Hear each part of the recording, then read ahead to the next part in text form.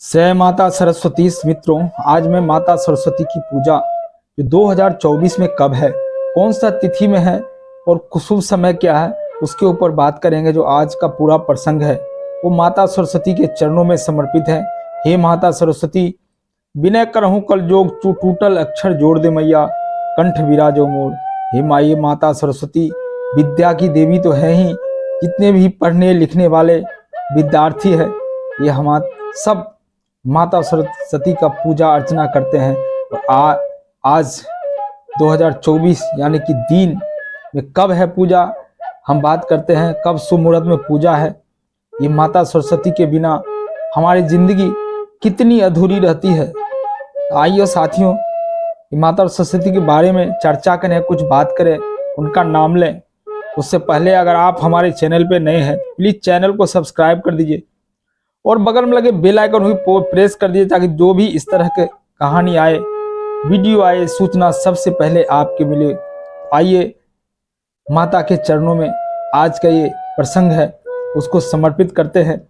मित्रों, 2024 यानी बसंत पंचमी, जैसे ही बसंत पंचमी का नाम आता है, ये बसंत ऋतु का नाम आता है, अलग तरह का एक खिलखिलाहट सा महसूस होने लगता है।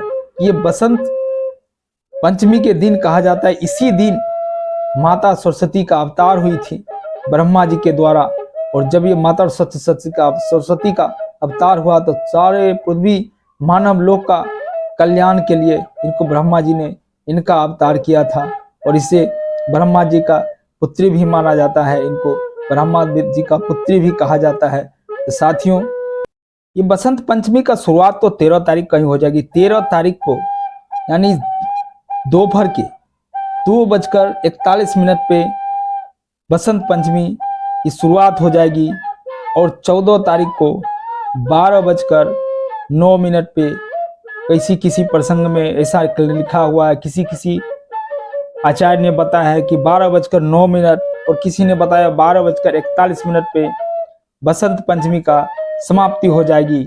इस बीच में पूजा अर्चना करना है, और हमारे सनातन संस्कृति में जो भी हमारे भारतीय उत्तर भारत या पूरी भारत की बात करें तो जितने भी पूजाएं होती है, स्कूल हो कॉलेज हो, इस सब में पूजाएं होती है।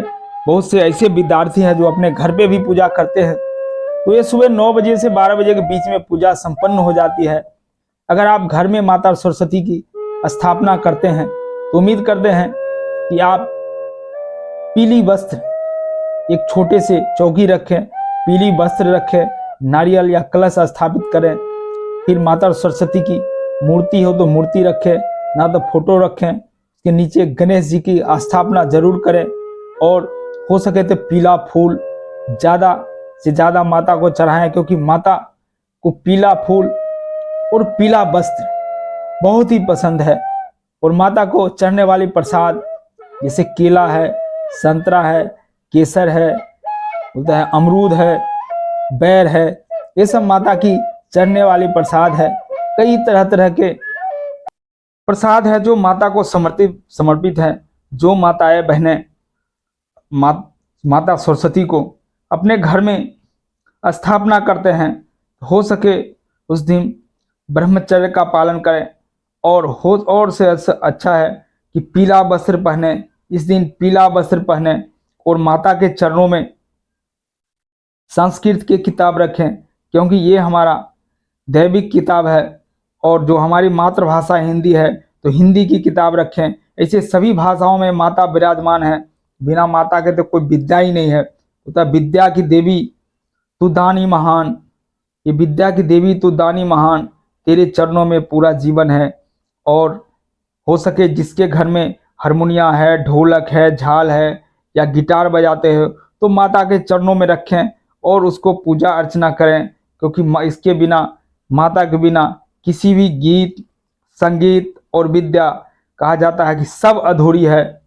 और जो माताएं बहनें माता सरस्वती की पूजा करती है या माता सरस्वती का व्रत रखती है तो वो खास करके ध्यान दें, इस दिन किसी को अपशब्द ना कहें, ऐसी भाषा का इस्तेमाल ना करें जो किसी भी प्राणी को बुरा लग जाए या बुरा लगे, और अपने आप को भी कोसे मत, इससे माता का जो फल है वो प्राप्त नहीं होता है।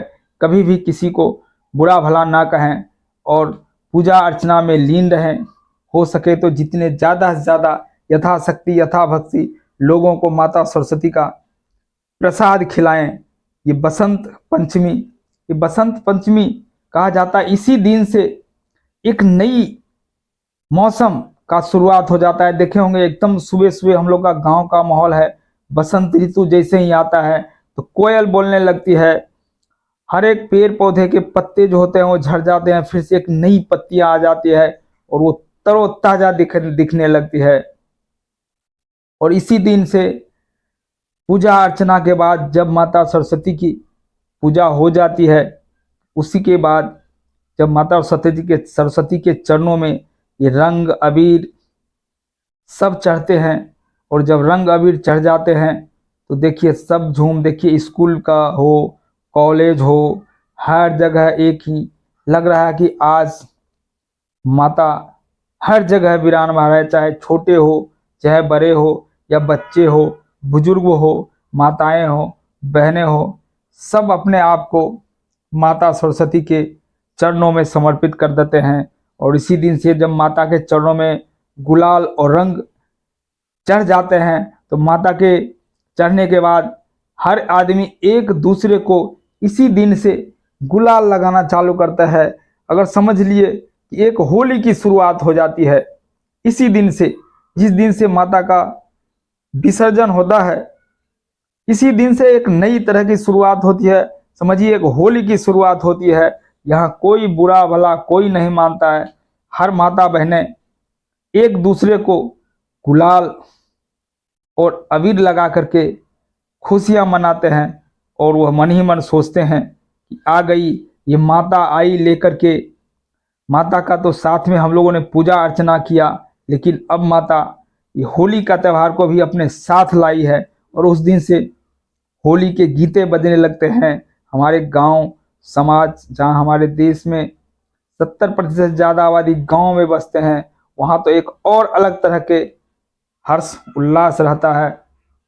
और माता का जब भी विसर्जन करने जाए तो माता की मूर्ति को इस तरह ना बहाए, ऐसी पानी में ना बहाए जो माता की मूर्ति लगे कि माँ का मूर्ति अपमानित हो रहा हो किसी तरह से।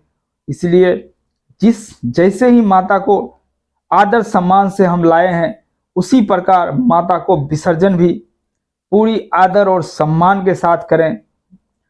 हे माता, ये कहें कि अगली वर्ष जल्दी आना और इस साल तक हमारे ऊपर कृपा बनाए रखना। उम्मीद करते हैं वीडियो अच्छी लगी हुई। अगर अच्छा लगे तो एक जय माता कमेंट्स कर दें और जय माँ सरस्वती लिख दें, और अगले वर्ष तो जल्दी आ। जय माँ सरस्वती।